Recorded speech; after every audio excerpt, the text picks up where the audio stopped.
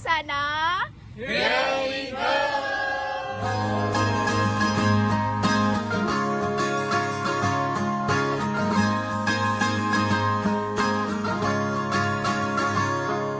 Mimpi adalah kunci untuk kita menaklukkan dunia.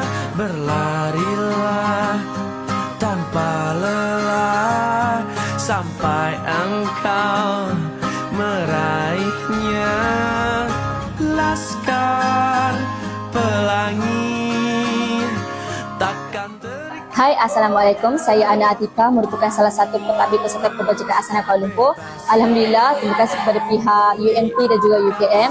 Untuk hari ini kami mengadakan aktiviti bersama anak-anak Asana.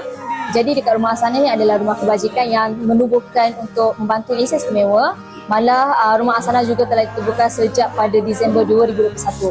Di rumah Asana ini telah membantu sebanyak 21 anak insan istimewa dan 5 daripada mereka dah keluar berdikari dan selebihnya masih di Asana, malah masih memerlukan bantuan dan sokongan daripada luar. Hai, Assalamualaikum semua. Saya Taslim selaku pengarah program bagi program Denai Keikhlasan Menyemai Kebahagiaan di Asana PKKL.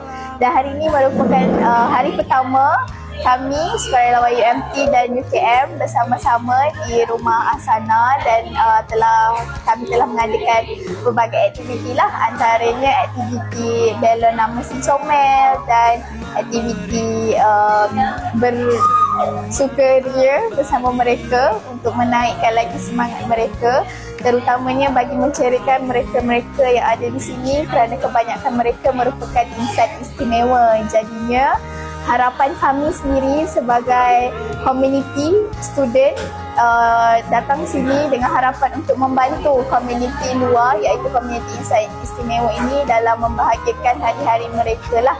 Saya Muhammad Abdul Fahmi, merupakan wakil sukarelawan daripada Kolej Pendidikan Sabah Universiti Kebangsaan Malaysia. Alhamdulillah, pada 21 Mac dan 22 Mac 2025 kami telah menyertai program yang dianjurkan oleh Universiti Malaysia Terengganu, iaitu Denai Keikhlasan Menyemai Kebahagiaan di Pusat Kebajikan Asana Kuala Lumpur. Sebagai seorang sukarelawan, apabila sebaiknya tiba di pusat kebajikan ini, mula-mula kami sebagai sukarelawan tak tahu macam mana cara untuk layan orang yang kelainan upaya yang terutamanya yang mengidap penyakit autism. Namun apabila kami berinteraksi dengan mereka, kami boleh nampak bahawa mereka ada cara mereka tersendiri. Dan saya boleh nampak pusat kebajikan ini merupakan satu keluarga yang penuh dengan sokongan dan semangat kerana Kak Ana sangat melayan mereka dengan sangat-sangat baik.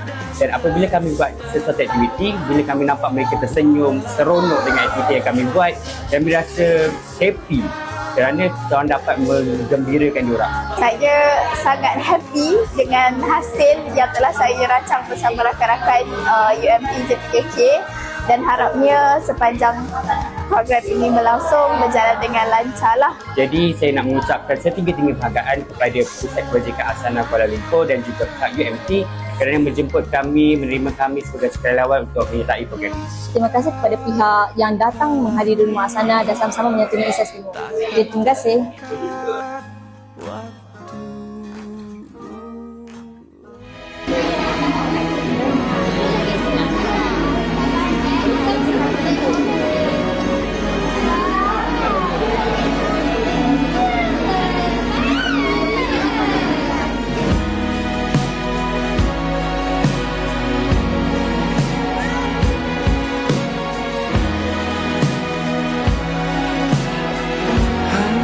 nafas didengari aku, puas resah melengkapi lagu,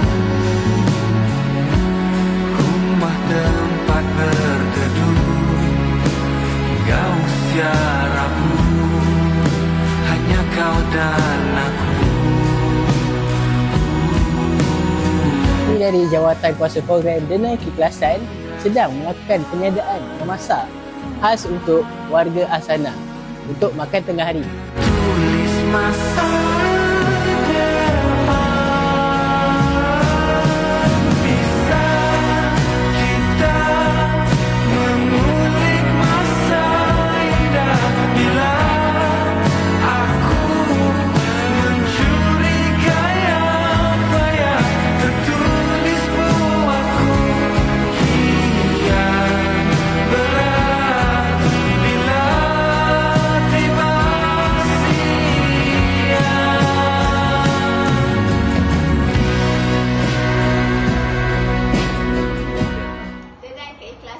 menyemai kebahagiaan. Sayang insan istimewa.